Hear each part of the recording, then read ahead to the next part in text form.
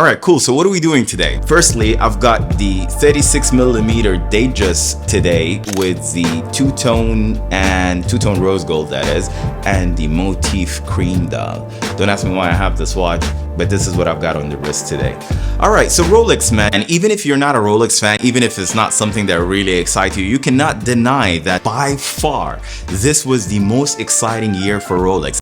Rolex has done a few interesting things. I mean, the biggest also in terms of changes. Across the board, there were new models, there were changes here and there, and there was exciting stuff that was unexpected, right? The OP, the Daydate with those colorful dials was something really interesting. So I've got hands with most of them, and in this video, I'm gonna go through my wish list, what I've actually added my name against, and what am I most excited about, as well as how I feel on the wrist. Let's get into it. So this year I've been to Watches and Wonders and I've got hands-on with all of these new Rolexes, and it is a place where I also come across other YouTubers from the watch community. It's always nice to see them. They're calling this Jubilee, do they? No, they're calling it 5-link. 5-link. But honestly, the value you get with Tudor, man, it's next level. I told you, and I've been saying this. Let me just put a quick disclaimer. Picking up somehow a reputation for getting them to hold my camera when I want to be in the shop and B-roll some stuff at the same time. I mean, don't ask me why I do this. I'm a one-man show. I am not Nico or Adrian Barker, where they've got like proper teams in place, but it was good to see them. The wrist guy had helped me with this, so I'm shouting his channel really quick.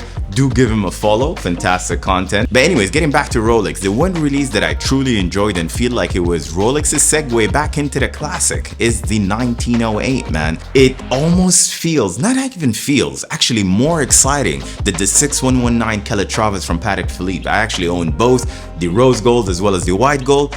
But that dial, it's a cool watch, it's nice, but that dial is just plain. You just want it to have a little bit more, and the 1908 is the answer, man. This thing is very, very comparable and even more exciting than the 6119 Calatravas by Patek Philippe. But hold that thought for a second before you butcher me. It's familiar in terms of aesthetics. It's thin, simple. I mean, it feels like Rolex truly reimagined their dress line and reminded us in a very subtle way that they're also a kick-ass watchmaker, man. That's what this 1908 tells you. I mean, when you look at it, you get two options, right? So you have the yellow and cream dial on brown leather, which I think is an absolute classic modern killer, and we'll get to that in a second. And then you get the white gold and gray dial on black leather strap, which I think also is sexy in its own ways because it's just an easier pair for different straps. You don't really expect this from Rolex, right? Because not that they can of course, and this is a remake of something that was there when Hans Wilsdorf basically registered the trademark Rolex, but to see it back again, that is very exciting. So if I put it in simple terms, this Rolex 1908 truly somehow, maybe because of the brand name added to it, I'm not sure,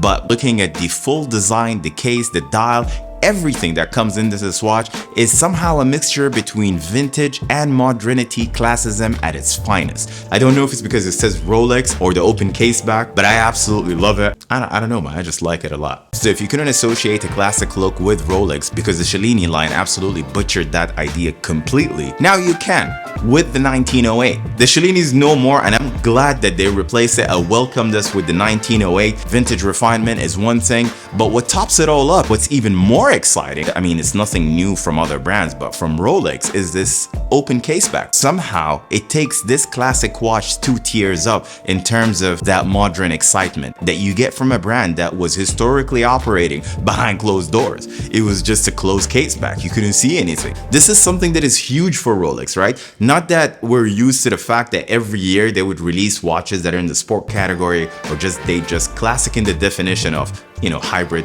to a sport watch, but now we get a reminder from Rolex that they can make interesting stuff. And that's what this 1908 is. You get the 18 karat gold and open case back to show us the Côte de Genève decoration of the movement on a case again that is made out of precious metal in 39mm, which is my sweet spot. And to top it all up, it's 9.5mm in thickness. Another one that was long anticipated is the Explorer, man. The Explorer is an absolutely kick-ass release. They gave us a ceramic black matte bezel. Black matte bezel. Does that make sense? And something I've also added to my wish list. I feel like Rolex decided to finally give us what's been long anticipated. A full titanium Explorer with a ceramic matte bezel. And it's extremely light, like really light. I mean, associating lightness to Rolex watches was probably the worst era for Rolex when they've released that Deep Sea Challenge. The Deep Sea Challenge, that wasn't really interesting, man. That was a mockery of a watch if you ask me. But in essence, that was Gen 1. That was the genesis of them going into titanium. But now they've given us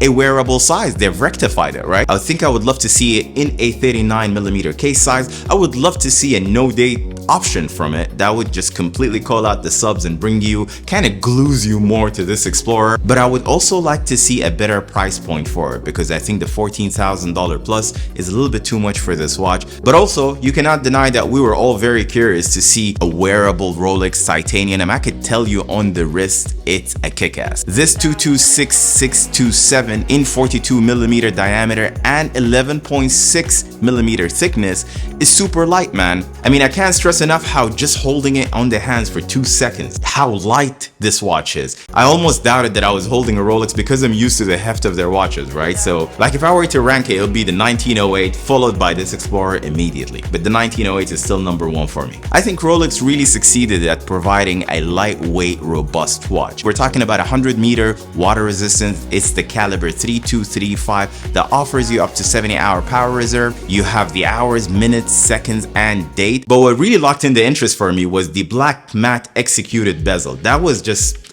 a big one for me on that watch, and a big factor why I decided to add my name, in addition to the fact that it's all titanium, right? Including the bracelet. And let me give you a quick fact. So the bracelet, the links, they've got a ceramic insert in the middle that adds to the longevity of the watch. I'm not sure if you knew that or not, but I have come to learn about it at the boutique. I don't know, man. I don't really care about that part, but the look, the feel, sitting on the wrist, this watch is a pick for me. I skipped adding my name against any of the Sky Dwellers. I own the blue dial, so the dial change color wasn't really a big factor for me, considering it's exactly the same watch, same thickness, same everything. Although I think it will be in great demand. I mean, green dial Sky Dweller in stainless steel. How crazy is that gonna be? I did order the OP bubble because of the dial. I just think it's fun. And I did add the old yellow gold GMT to my wishlist because of really 2 reasons. Firstly, the yellow gold Jubilee that is now back in production on this GMT that we absolutely missed from the year 2000 is when they last discontinued it. It was on the Datedress collection. Some of these Datedress are still highly sought after to this date because of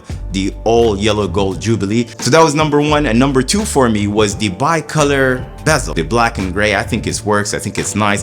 If you go with the two-tone or the yellow gold, it's the same one if the preference is the bezel. But for me, I wanted that all yellow gold Jubilee as well. I think it's an absolute kick. I skipped the platinum Daytona, not that I don't want it. I just think it will be impossible to get it. And number 2 is really, really expensive. Plus the fact that I also have 2, actually 3 precious metal Daytonas. So I've got the white gold in both the blue dial as well as the gray dial. And then I've got the Jayon Mayer that I've achieved earlier this year. So there wasn't really a point for me to add a platinum one or even consider putting my name to it. There was no point for me adding the platinum. I skipped the stainless steel as well. The new Daydates, even on the 36K size, are very, very nice, but they're off catalog models and they're really not for everyone to order, but they're also very, very expensive. I mean, the Oyster Perpetual bubble in 41K size would do it if you wanted that playfulness that the dial offers, plus a stainless steel watch, because you want to wear this watch. You want it to be your daily. I don't think the Daydate will offer you that. So if I get one option from this whole wish list to be fulfilled, it would be the 1908 over